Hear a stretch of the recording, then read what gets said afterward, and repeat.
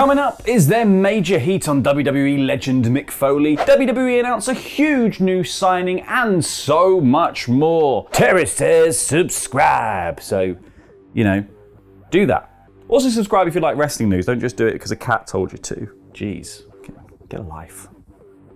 All right, mate. You don't like the fact that I picked you up, do you? Support WrestleTalk! So you may have spotted a little video doing the rounds earlier this week in which WWE legend Mick Foley said that WWE had a serious problem on their hands. In the video, which was released post AEW All Out, where Adam Cole and Bryan Danielson jumped ship, Mick said that WWE was no longer the place for talent to aspire to. And he pointed to the likes of Karrion Kross's disastrous main roster call-up and subsequent gimpification as an example of that. Adding that if he were an aspiring talent, he's not sure I would trust WWE Creative to do the right thing with my career. And how do you reckon this news went down within WWE?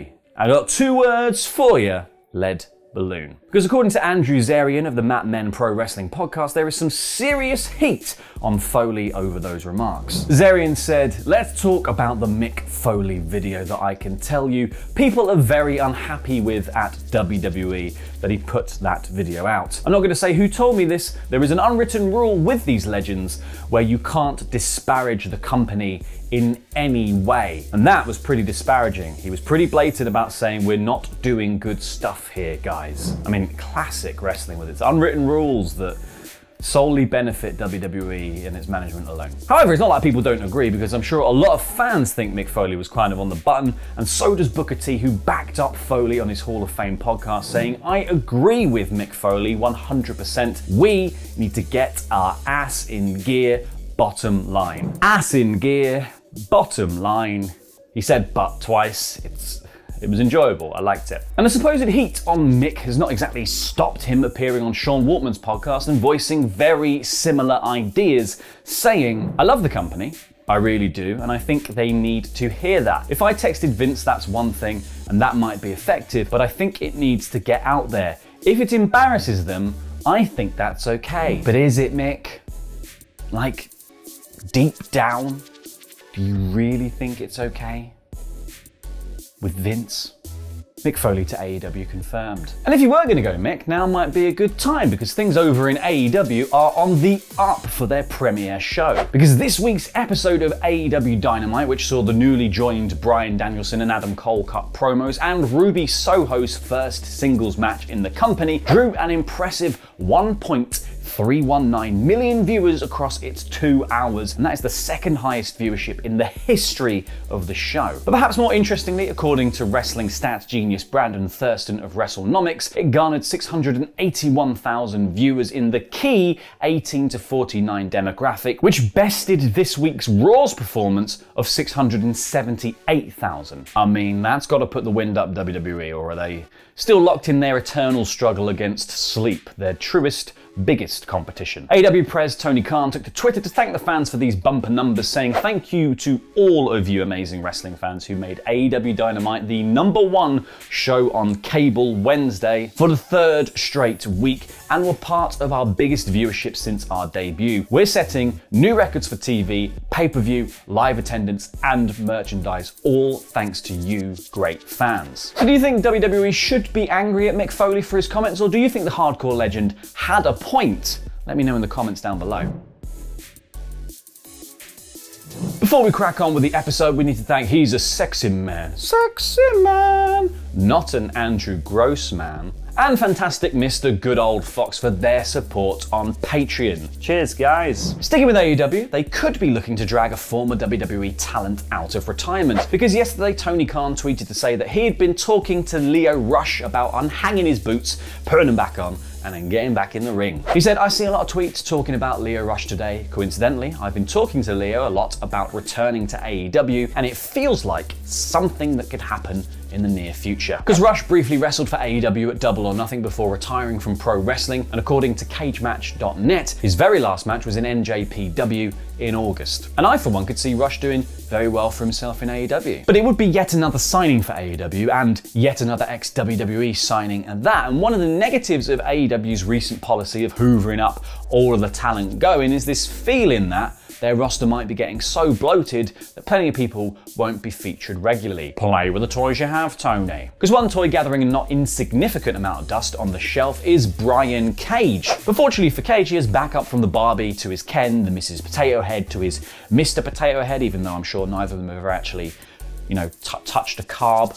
His wife, Melissa Santos, she posted a video to Twitter saying, "You see, Brian Cage is a superstar. Those people who know him from the Indies, Impact, Lucha Underground, where I met him, know that he's a superstar. All you have to do is Google him and watch all of his matches, Pro Wrestling Guerrilla. He's a superstar and he's being misused right now." She also posted a snippet from an article echoing a similar statement that said, "Cage is, to me, lost in the shuffle right now in AEW. He and Powerhouse Hobbs could be an excellent tag team, and Cage in his own right is a top guy in every sense of the word. AEW just hasn't seemed to realise that yet. Hopefully once the dust settles from all the new arrivals, Cage will get his opportunity and have a chance to shine." And to be fair, she has a point. Cage has been feuding with Team Taz for much of 2021, and the main event scene only appears to be growing in AEW rather than making space for Cage. After the glut of releases earlier this year, WWE is also growing again, as it confirmed following the reports from last week that it had indeed signed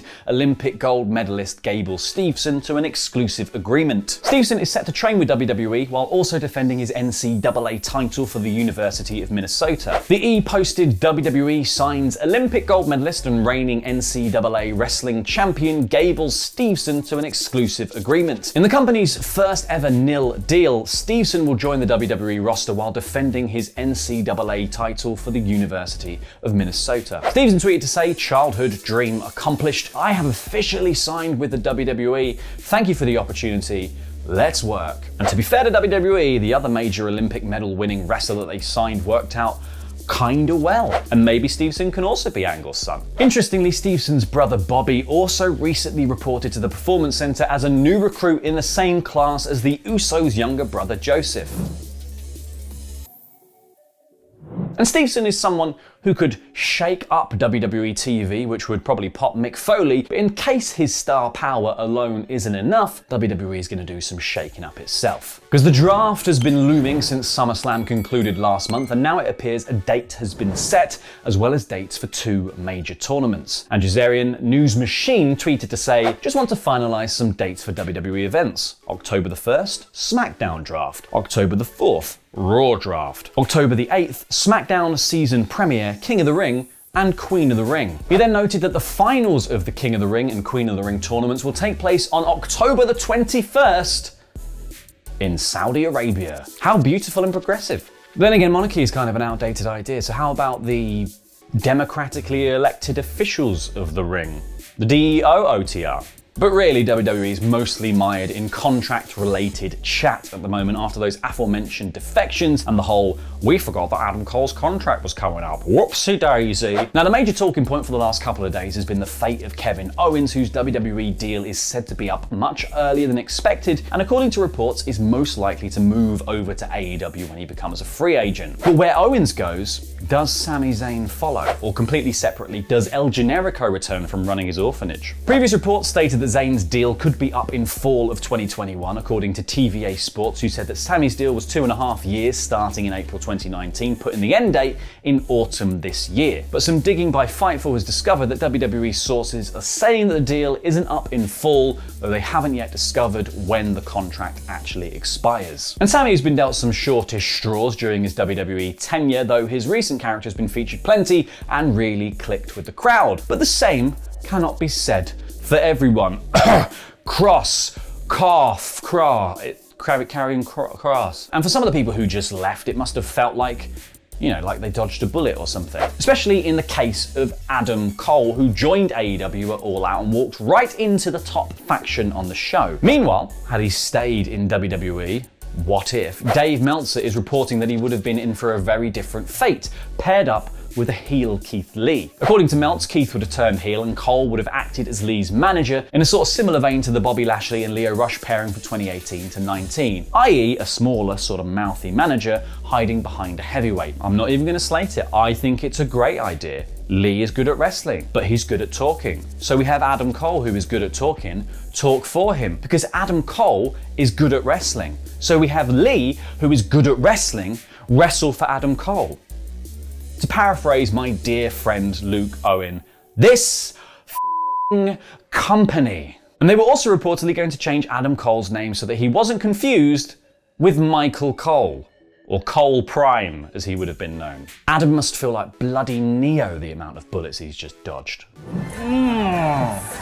Oh, that's cool action. Here we go. Bullet time style. Oh yes! Stopping all the bullets. Oh, snap! That was rad. After all these years, to be going back to where it all started.